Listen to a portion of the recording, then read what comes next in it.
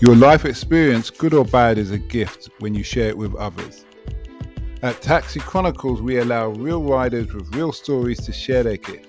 So hopefully this episode will intrigue, enhance or inspire you. Don't forget to like, share and subscribe. Morning. Yes, we're back with another episode, another rider. Today we are honoured to have a physio in the house, and he's going to tell us all what it takes to be a physio, how he got into it and what motivates him. So nice to have you here today, Roy. How are you? I'm okay. So tell us, when did you first realise you wanted to be a physio, and what kind of person were you when you were in school? That's a good question. So basically, I think you decide quite early, I decided quite early on. So it was around 16, 17 years old. And it's really because your parents go to see one, right? So that's the way you get exposed to it, you know. So you get dragged to the office when you're younger. You get a little bit, you know. So you get to see how they work, how they treat people. And about 16, 17, I sort of realized, well, health is quite an interesting subject, something you want to pursue, and you sort of start going through all your potential options, right? So whether it's physio or nursing or stuff like that, and you just settle on, you know, something that you find, you know, interesting, and yeah, you just go for it, you know. So you got to set your mind to it and carry on. So both your parents were physios? No, but they used to see one. So they used to get treated by one. So they'd go there for their aches and pains, and drag me along when I was younger. So that's how I sort of became exposed to the whole... And you were fascinated? Yeah, and correct. They probably were happy and bought you a lollipop or something like that. And you thought, yeah, physio's up, man. I'm too traumatized to remember, maybe. So I just don't. My memory doesn't go that far back. So now your parents get free physio from you. Well, I'm from Cyprus, okay. So not at the moment, because that's where they live. They live in Cyprus. So when I do go back, I'll help them out, definitely. But it's quite hard to do it over the phone or Skype. You can advise them. You can advise people over the phone. But that's what sort of happened during the lockdown, right? Because, again, it's quite a hands-on job. But lockdown comes along and you're not allowed to be face-to-face with anyone, or everyone's indoors. So we almost had to adapt the way we worked, which was try and sort of see people via Zoom, you know. Obviously it's very limited the things you can do, but you can do something, you know. I think I realized, like, as long as you can do something to help someone, you know, even if it's not to your full capabilities, it's better than nothing, you know. I understand. I hear you. So what have you learned about the physio business that you wish you knew when you had started? And it's a grind, but that's like any business.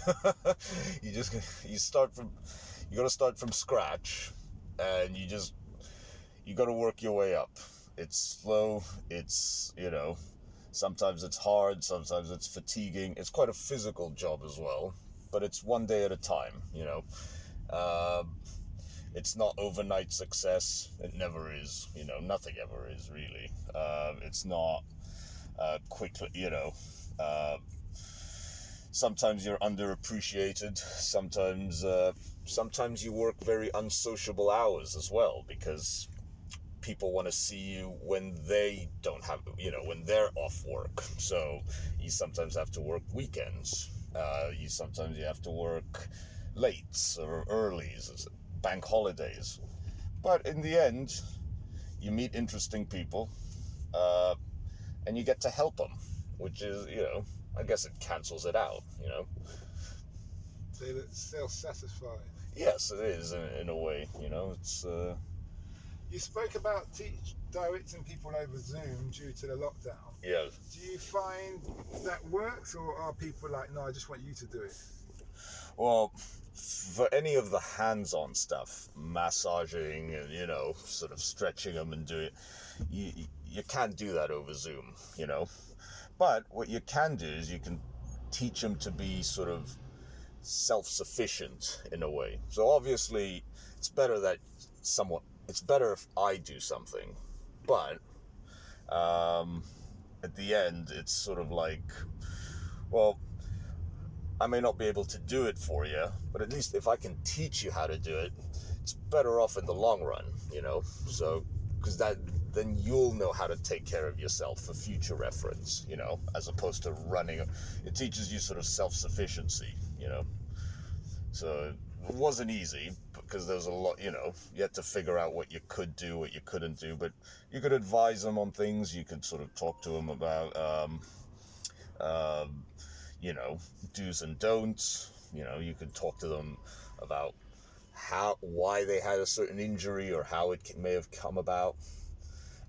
And so, yeah, it took away the sort of the manual side of treatments, but I mean, you could still teach them the exercises, advise them on what to do, what not to do, and things like that. And yeah, it was better than nothing. And then it was just a waiting game till we got back to work, you know. You spoke about your parents and when you went to physio with them. Yeah. As a child, were you an introvert? Very. Yes. I was a complete introvert. So, and I still am, actually. So, it took a while. I mean, the hardest part was actually getting to sort of learning to sort of be comfortable speaking to people. Because again, being a therapist is it's a people job, you know. So it's a person's job. You have to interact with people. You interact with them every day, and you see them at their best, and you see them at their worst. And you have to, you know, for an introvert, that can be emotionally exhausting, you know. So, I mean, I'm still an introvert in large crowds and things, but I think I've trained myself to be comfortable in a sort of, you know, private one-to-one setting with people. So, but yeah, I was a complete going back to the childhood, I was a complete introvert. Yeah, you know, quite shy, not very, I like to be outgoing and do things, but I at a certain point, like the crowds would just get too big for your sort of comfort levels, let's say. Introverts don't like attention being put on them, so you get awkward at birthdays, well, at your birthdays, or you know, your sort of, you know, when the spotlight's on you and things like that. Well, so, you're doing good at the interview. Oh, thank you. I told you, one-to-one, I'm good, but you put another person in this passenger seat, I won't talk. Yeah. I'll jump out the car. Okay. What was the route of education you took? You said you're born in Cyprus. Yeah. When did you come to England? Did you come to England to study? Yes, correct. So my first 18 years were back in Cyprus. Came here for uni. That was in Bournemouth.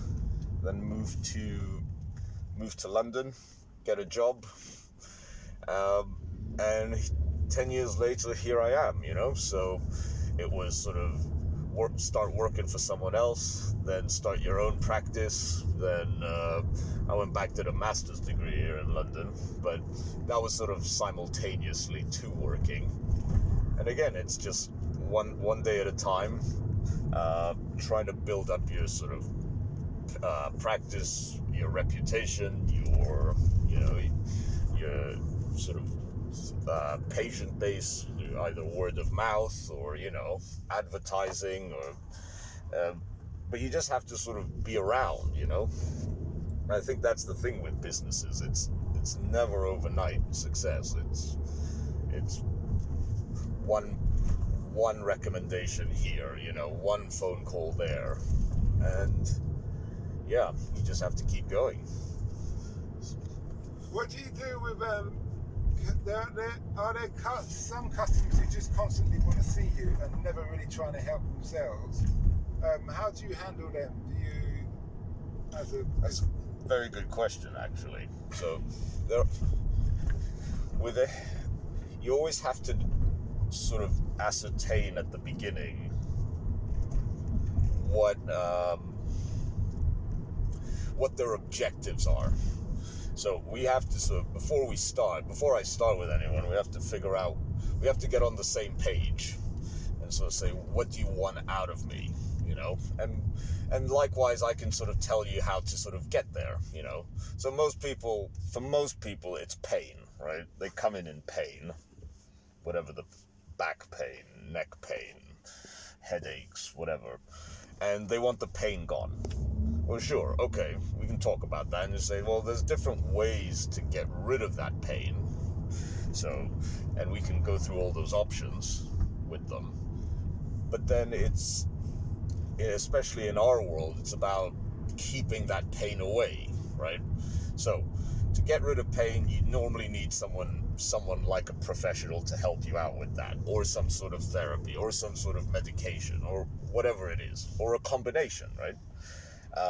But staying that way, or keeping the pain away, usually requires at least some form of active care, meaning that person now has to sort of turn around and say, right, I have to start taking care of myself, whether it's exercising, whether it's stretching, whether it's posture, so we have to sort of look at all those different factors, see which ones are sort of affecting that person the most, and then sort of if someone doesn't want to help themselves at the start, you just have to go slow with them, So I'm not going to take sort of 80-year-old Mrs. Miggins and tell her to go to the gym 3 times a week. She just won't do it, I can get her off walking, I can get her, going for sort of short walks during the day. So it's managing expectations, and finding a sort of middle ground where, okay, they may want me to do everything for them, but at the end of the day, like, let's find something that you can do for yourself and that you're happy to do for yourself, So I think it's just about sort of troubleshooting and sort of trying to solve that puzzle.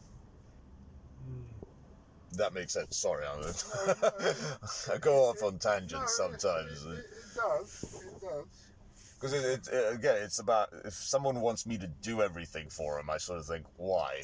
Why do you want me to do everything? Like, what's stopping you from doing that? Something, So they might come back and say, well, I'm busy at work, or I've got kids at home, I've got too stressed, and you sort of go, okay, but fine, I get that, but let's start trying to, make yourself less busy. I mean, it's no different to any type of endeavor where you're trying to make yourself better, right? You just got to find ways to fit it in, and start somewhere, right? You'll make mistakes at the start, or it won't be successful, but if you keep going, eventually you'll get to a point where you can figure it out. It's like diet, right? So with dieting, loads of them out there, right? And you'll hear every excuse in the book about it. It's about, I don't have time. Oh, it's not, oh, it's this. Oh, I get stressed. Oh, it's I can't cook. I can't buy the stuff. He's like, okay, well, you can start somewhere. Everyone can start somewhere, even if it's eliminating a particular food group. You start there, right? It doesn't require much effort. Sure, you might fail the first couple of times and give in, but you try again, and you try again, and then you sort of, you build on that, So, that's sort of how I would approach someone who doesn't sort of, who needs everything done for them and things like that. What was the route of education you took? So I started in Cyprus. I did a pre-med course in a university over there. I went to Bournemouth. I did chiropractic in Bournemouth, actually, so I'm a chiropractor, so, but it's similar, right? And went to UCL afterwards, and I did sports medicine at UCL at master's level. And I've done a few courses here and there. So I remember I went to, just after my undergrad, I went to Oslo for a year to do postgraduate training in like extremities, meaning, specializing in like shoulders, elbows, knees, and that sort of stuff. So yeah, you get your sort of main degree, but then you're also at the same time sort of learning on the go as well. You're always sort of picking up stuff and learning and trying to improve your knowledge base, improve your skill set. So yeah, but it's basically undergrad, postgrad. Those are the two main ones. You've been a great guest. Couple more questions. Yeah, sure. Well, what's the impact you want to have in the world? Like, you have a gift, what do you want to share with the world? What I want to share with the world? Just that just to help people, just make people's lives a little bit easier or better, So, I mean, I work predominantly in the pain world, so, the way I look at it, if I can take or make someone feel a little bit better, or make someone feel a little bit less pain, then, yeah, I think, if that makes, that'll obviously make them feel better or sort of add to their quality of life or something like that. So, yeah, it comes down to sort of helping each other, I think.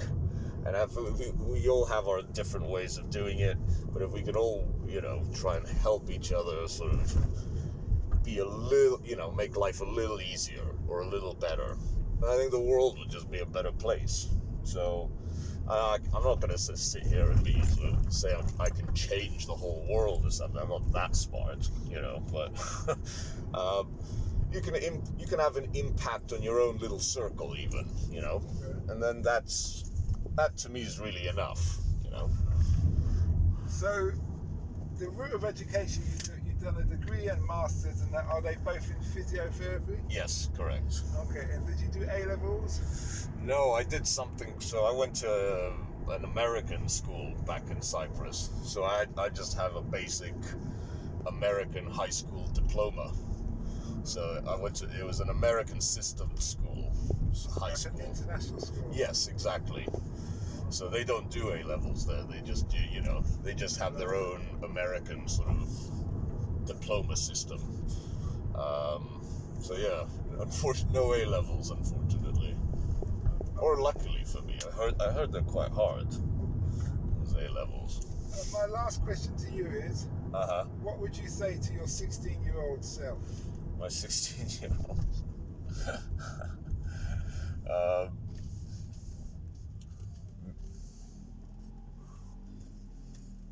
Just manage expectations.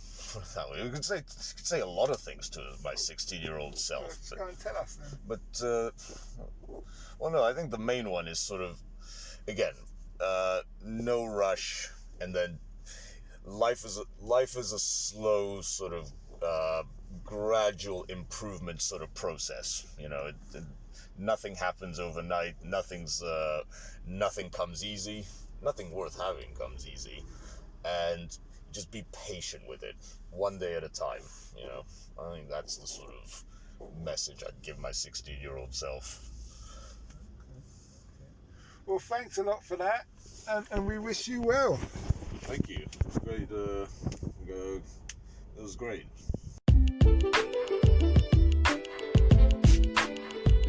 We hope you liked that Taxi Chronicles interview. Don't forget to share and subscribe to get the latest episode. Ever considered investing in the continent with the fastest growing economies and population on Earth? The same continent that holds 30% of the world's known natural resources. Listen to our sister podcast, Africa Investor Stories, where you hear real investors with real stories from around the world share their experience of investing in Africa. We post Monday and Thursday at 10 a.m. British Standard Time.